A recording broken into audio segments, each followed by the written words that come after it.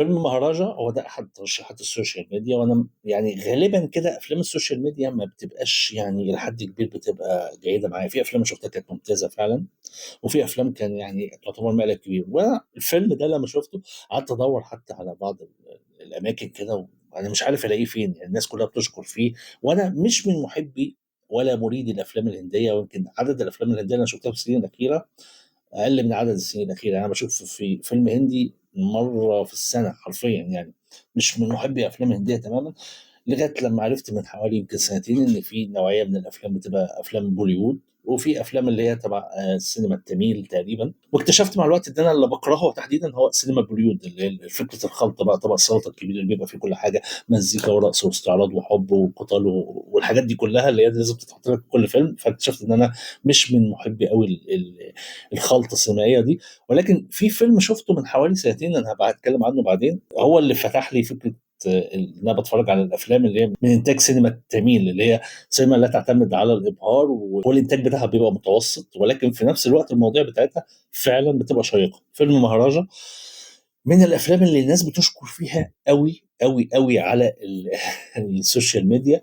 وعايز اقول لك ان يعني للاسف، او مش للاسف، لا، هو فعلا شكرهم معهم حق فيه.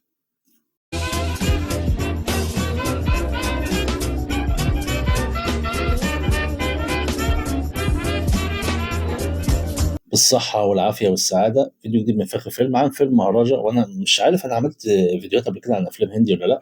والله مش من سبيل التعالي، بس أنا فعلا ما بتفرجش على أفلام هندي من زمن كبير قوي. يمكن في السنة اللي فاتت شفت فيلم كان اسمها كارينا كابور تقريبا، وكان معاها ممثل. الممثل ده كان ممثل تحفة. بس ما علينا، هي مش جاي انا احكي لك انا عن علاقتي بالسينما الهندية والحاجات دي كلها. انا جاي اكلمك عن فيلم مهرجة.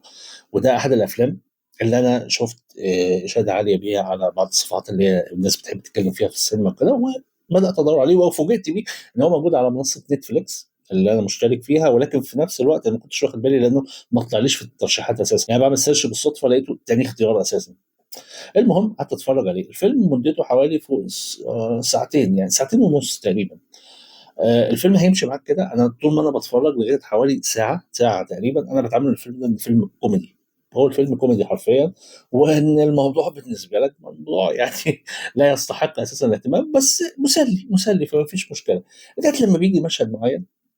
قبل ما احكي لك حكايه المشهد ده، الفكره كلها بتتكلم عن راجل بيعمل حلاق بسيط جدا في بلد بسيطة، وزوجته بتتوفى في حادثة في أول الفيلم، ولكن بنته بتبقى معاه، فالبنت بتكبر، وهي البنت دي بتبقى روحه كل حاجة. وفي نفس الوقت نتيجة وقوع الحادث ده بيقع حاجة زي جردل الحديد.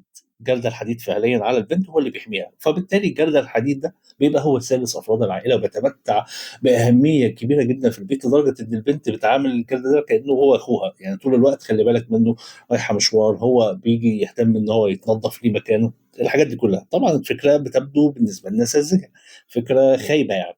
المهم، في يوم من الايام وهي رايحه رحله معينه، تمام، وبتغيب بره البيت عده ايام. وطبعا بيبقى في الفتره دي مجموعه من الاخبار عن عصابه مكونه من عدد معين من الرجال بيقوموا بسرقات وقتل في المدينه. هي مش مدينه ومش قريه، هي حاجه كده زي ايه، وسط ما بين القريه والمدينه، اللي هي إيه، حاجه يعني الناس اللي عاشوا في القرى اللي هي الفلاحين حتى عندها فصل ممكن يفهموا الفكره دي، ان هي ما هياش مدينه كبيره، وفي نفس الوقت ما يتقالش عليها قريه لان فيها بعض الاماكن المرصوفه والحاجات دي كلها. المهم ما علينا، بيتعرض في احد الايام الى حادث اعتداء، ان هو الناس بتخش بتسرقه وبيغمى عليه وبيسرقوا الجردل.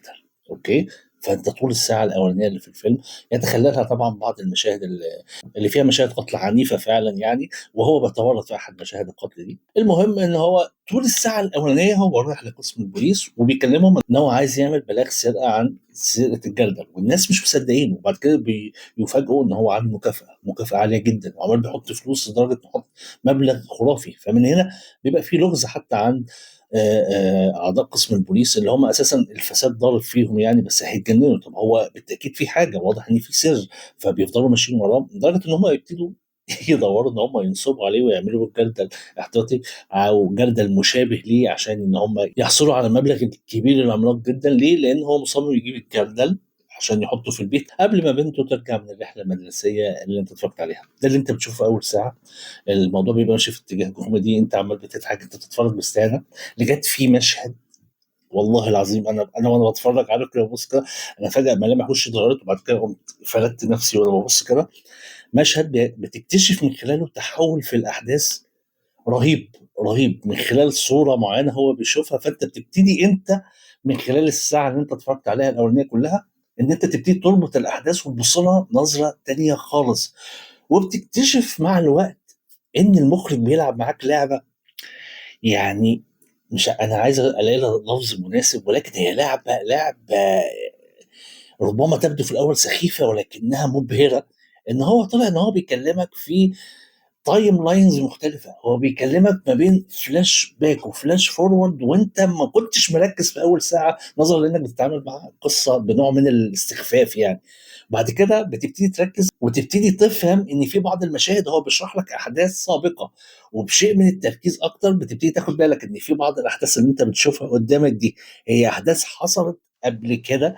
تمام، وان في احداث في الواقع في الحاضر اللي انت موجود ده. وطول ما انت بتتفرج عليه لغايه اخر 10 دقائق في الفيلم انت عمال بترتب الاحداث في دماغك، وكل شويه بتاخد معلومه جديده فبتبنيها على القصه اللي في دماغك وانت بتتفرج، عشان تبتدي تعرف ان في مخطط وملعوب كبير جدا معمول لغايه لما توصل لاخر 10 دقائق. طبعا اخر 10 دقائق دي صدمه فاجعه، يعني عارف، صدمه قويه.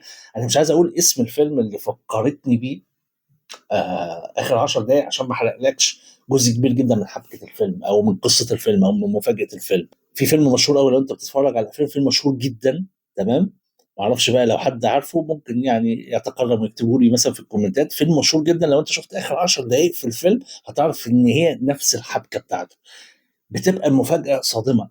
الفيلم ده تحديدا انا فعليا وانا بتفرج عليه حاجات كتيره لفت في دماغي. يعني اولا ما بين بقى مشاعر الاستخفاف لمشاعر اللي هو التحفز والتركيز، لمشاعر الانبهار لغايه اخر فيلم لما انا حرفيا يعني لما خلص الفيلم انا سقفت وانا قاعد مكاني. ذكاء عالي جدا جدا وصعوبه شديده في كتابه مسار الاحداث بالشكل ده. الاداء التمثيلي يعني جيد، انا اعتبره جيد. البطل انا مش عارف احكم عليه، يعني هل هو ممتع ورائع ومبدع لدرجه ان هو بيمثل شخصيه عاديه جدا، شخصيه ما فيهاش اي ملمح من ملامح البطوله، انسان عادي جدا انت ممكن تقابله جنبك وتقيل في التعبير، وشه ما بيظهرش عليه ملامح، ولا هو اساسا ممثل متواضع ولكن محطوط في فدور لايق عليه. دي حاجه انا ما قدرتش احكم فيه لان انا ما شفتوش افلام تانية. ولكن البطوله هنا القصه رائعه. البراعه الحقيقيه للمخرج اللي موجود، المخرج قادر يخلق توليفه، بس لو انت صبرت ان انت تعدي اول ساعه دي انت حرفيا مش هتسيب الفيلم، مش هتقوم، مش لا انا لازم اعرف ايه اللي حصل. نهايه الفيلم مفجعه صادمه. الفيلم فيه مشاهد عنف وقتل قويه جدا وصارخه جدا، وهم اعتقد حتى في السينما الخاصه بالافلام اللي هي السينما التميل دي بيركزوا عليها قوي، ومشاهد العنف بتبقى اقوى بكتير وليها نمط او احساس طبيعي ان انت بتحس ان مشاهد الاكشن الموجوده طبيعيه ما فيهاش المبالغه اللي بتحصل في الافلام اللي موجوده في بوليوود او افلام المشهوره يعني اللي احنا بنشوفها التانيه دي. المشاهد الاكشن، مشاهد العنف، مشاهد الذبح والطعن والحاجات دي بتبقى قاسيه شويه، فاللي ما بيحبش الافلام دي او النوعيه دي هيبقى صعب عليه تجاوز المشاهد دي. في نفس الوقت آه، في الفيلم هنا هو ما بيخلقلكش حالة تعاطف مع حد معين. يعني طول الفيلم انت ما بتتعاطفش قوي مع البطل لان انت الحافز اللي هو مديهولك ان هو عايز يجيب جردل عشان يراضي بنته ما هوش حافز يخليك مستمر، بس هو بيدفعك للتساؤل ان انت قاعد مركز عايز تعرف ليه. شعور الصدمه هيبقى طاغي عليك جدا في النهايه، لان انا بقول لك ان القصه في نهايتها صادمه جدا. بس الفيلم ده فعلا فعلا من اكتر الافلام اللي علقت معايا ومن اكتر الافلام اللي عجبتني خلال يمكن سنه 24. ودايما هقول ان ده يعتبر بقى من احسن وامتع الافلام الهندي اللي انا شفتها في حياتي. فعلا الفيلم ممتع جدا. مش هقول لك بقى التصوير، اولا انت بتتعامل مع تصوير واقعي جدا، انت بتشوف بيئه فقيره جدا، انت بتشوف ناس يعني ضاربهم السلك حرفيا، فكل الكلام ده ربما ما يكونش من عوامل ترجيح الفيلم، ولكن الفيلم النقطتين القوه بتاعته اللي يقدر يكتسح بيهم اي فيلم تاني وربما من السينما الامريكيه ذاتها والفيلم هنا انا اعتقد ممكن ان هو يتاخد ان هو يتعمل منه نسخه امريكيه بعد كده. هي القصه وطريقه روايه القصه الغريبه جدا اللي مليانه تقطيع غير متزامن في الاحداث، وسيطره المخرج على روايه القصه نفسها طلعته بشكل ذكي وممتع جدا. الفيلم ده انا اتفرجت عليه، وبنصح اي حد قادر على تحمل الافلام اللي فيها مشاهد عنف قويه ان هو يتفرج عليه، ويعني يجهز نفسه بصدمه قويه جدا في النهايه. تحياتي وتمنياتي لكم مشاهده ممتعه. سلام.